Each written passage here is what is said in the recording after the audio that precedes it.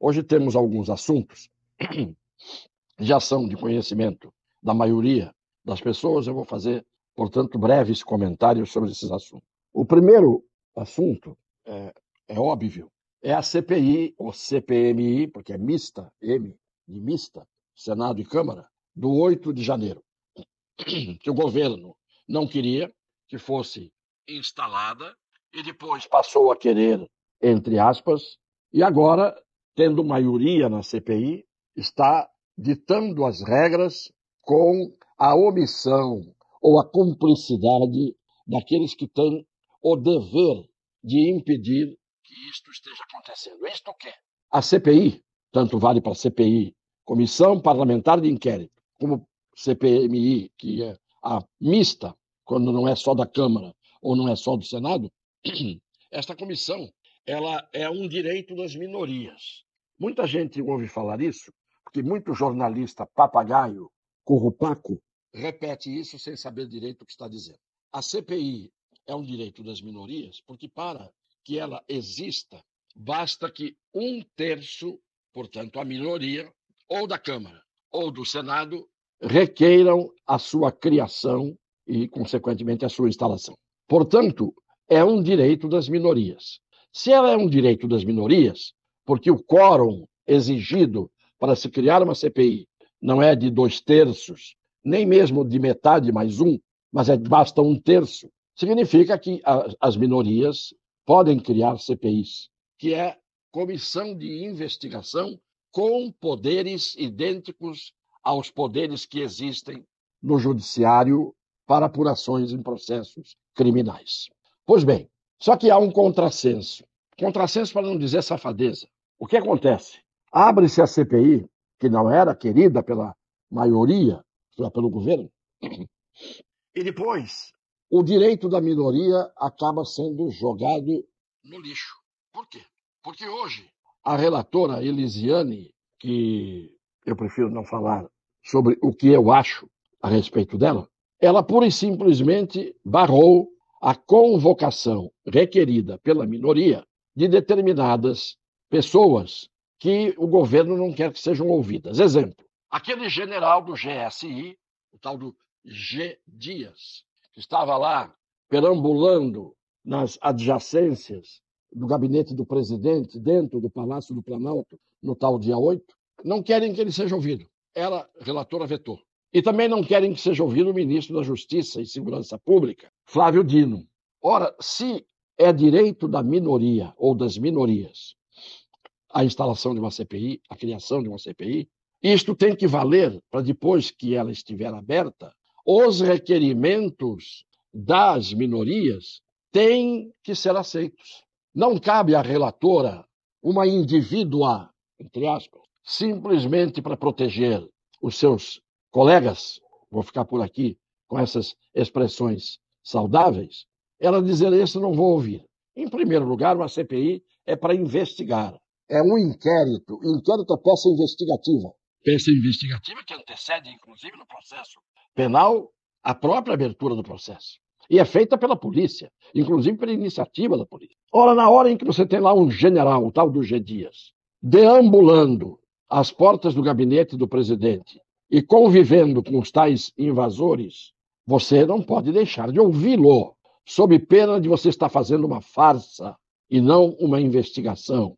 A mesma coisa, o Flávio Dino, o ministro Bocadura, que uma hora diz: eu estava lá no meu gabinete, no ministério, na outra hora ele diz: cheguei depois, numa hora ele diz: eu sabia, na outra hora ele diz: eu não sabia, e aí manda prender. Quer dizer, a turma do prende, que está toda do mesmo lado, fez o que tinha que fazer e até hoje está acontecendo isso. Agora, na hora que tem a CPI, não cabe à relatora nem a ninguém negar esse direito das minorias de ver atendidos os seus requerimentos para a investigação. Senão, não tem sentido você só exigir 1/3, minoria, para abrir a CPI, se depois você não pode, com a CPI aberta, dar a mesma proporção de minoria àqueles que querem ouvir pessoas para serem investigadas. Principalmente pessoas que estavam no palco, que estavam na ribalta, que estavam no cenário dos acontecimentos. Então, não querer ouvir essa gente é uma farsa, é um deboche, mas, antes de tudo, é um descumprimento da Constituição, que, deixando claro que a CPI pode ser instalada por uma minoria, ela é um direito da minoria em todos os seus aspectos operativos. Mas o que está acontecendo no Brasil? Como nós não estamos num regime democrático pleno, para dizer o menos, e isso eu falo em quase toda a live, como nós estamos hoje com a Constituição sendo um monte de folhas numeradas, cheia de artigos, mas tudo isso aqui é inútil. Isso aqui tudo é inútil. Porque está aqui o artigo 58, parágrafo 3º da Constituição, dizendo: mediante requerimento de 1/3 de seus membros, minoria, a comissão será criada e instalada. Isso aqui não vale nada. Sabe o que vai acontecer logo, logo no Brasil? Quem se basear nisso, quem quiser cumprir o que está aqui na Constituição Cidadã de 88, vai ser o criminoso. Vai ser considerado um infrator. Quem descumprir isso, bem descumprido, o que está aqui, esse é o mocinho, este é o homem da lei, esse é o justo. Quem descumprir, quem rasgar isso, como tem sido isto rasgado há muito tempo, vai ser o que manda, o que desmanda, o que faz e acontece. E os idiotas que quiserem cumprir o que está aqui vão ser os antidemocráticos, os inimigos da democracia. É isso que acontece num país em que a cada dia a democracia vai definhando, vai agonizando para gosto daqueles que são os seus verdadeiros inimigos. O que hoje se decidiu na CPI foi pura e simplesmente dizer ao Brasil mais um recado.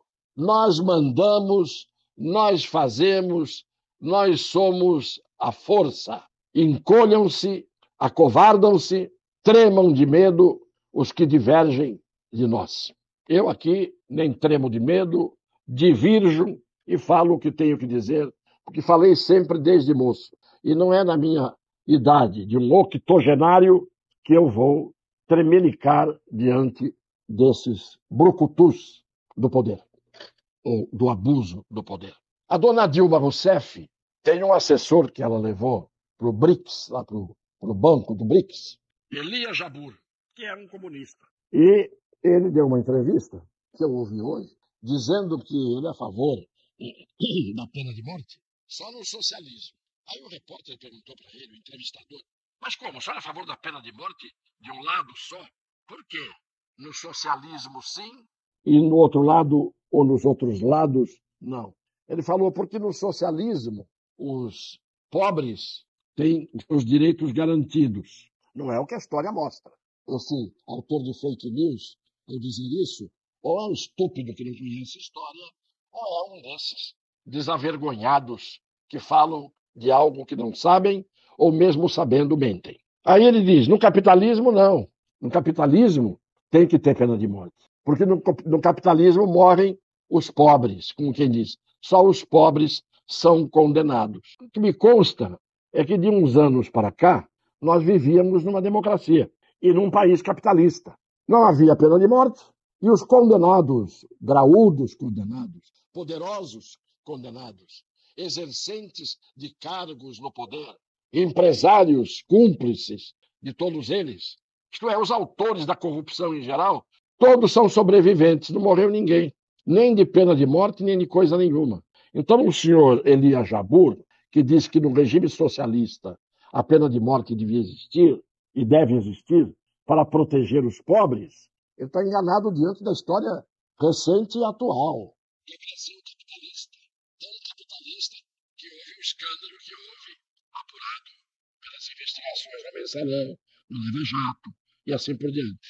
E todos aqueles que foram condenados estão todos voando leves e soltos por aí e ninguém foi condenado à pena de morte. E se fosse como o senhor Jabbour queria, a pena de morte em vigor, ela ia ficar enferrujada.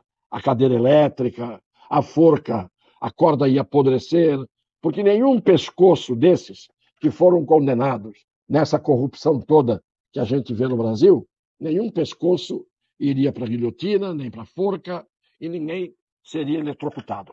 Portanto, conversa mole do senhor assessor de Dilma Rousseff, Elias Jabbour, que quer a pena de morte só quando é para pegar o vizinho, mesmo que o vizinho seja menos criminoso ou mais inocente do que aqueles que são seus cupinchas. E para terminar, um fato que mostra bem a indecência de uma parte do jornalismo no Brasil, que todo mundo sabe e reconhece como um fato verdadeiro. Jornalistas que envergonham a minha classe, porque eu tenho orgulho de ser jornalista, de ser advogado e de ter sido detentor de mandato eletivo. Tenho orgulho. Mas esses jornalistas que hoje, na maioria, estão fazendo um jornalismo de fancaria, peguem um exemplo típico, é o UOL. O UOL é um retrato vivo desse tipo de jornalismo. Olha a notícia do UOL de hoje. Um destaque de capa, se fosse revisto um jornal. Motoristas justiceiros, falando da última imagem que apareceu de um motorista que, assaltado por 2 ladrões, pegou o carro e jogou o carro em cima dos 2 ladrões que estavam de moto. Olha a notícia do UOL, se não é alguma coisa que dá asco, nojo. Motoristas justiceiros. Atropelamentos de assaltantes viram rotina em São Paulo. Prestaram atenção? Atropelamentos de assaltantes viram rotina em São Paulo. Os bandidos são os assaltados que atropelam os assaltantes. Isto vira rotina. Rotina não é o assalto, é o motorista atropelar o assaltante. Agora, para quantos assaltantes você tem um motorista que consegue atropelá-los, aos assaltantes? Rotina são os assaltos, rotina são os latrocínios, rotina são os estupros, rotina são os sequestros relâmpagos. Rotina é isto. Agora, aquele que se defende, aquele que, não estando por perto da segurança pública, vai em cima do ladrão que levaram, que era assim, este é um justiceiro. Porque justiceiro não é o que faz justiça.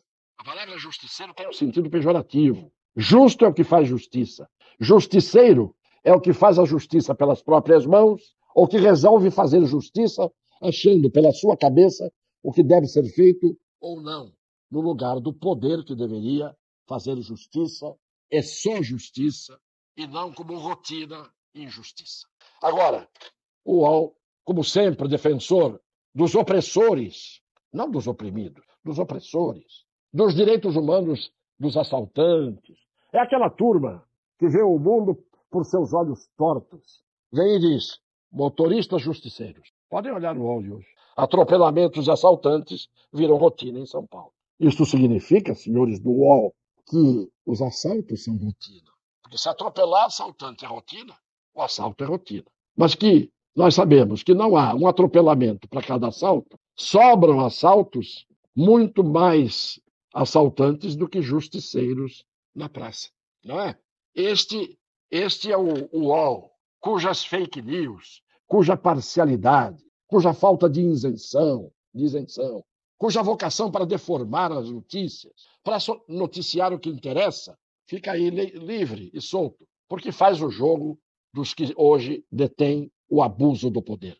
Neste país, em que, eu repito, a democracia está agônica, dando os últimos suspiros. Eu espero que essa democracia, envelhecida e agônica, possa ter a mesma sorte dessa senhora idosa, de 77 anos de idade, que, dada como morta, colocada no caixão, depois de ter tido um AVC, horas depois, quase no momento do sepultamento, descobriram que ela estava viva. Isto é, uma senhora que ressuscitou sem ter morrido. Espero que a nossa democracia tenha um dia essa sorte de ressuscitar, apesar de estar praticamente morta. Um beijo no coração das pessoas de boa fé.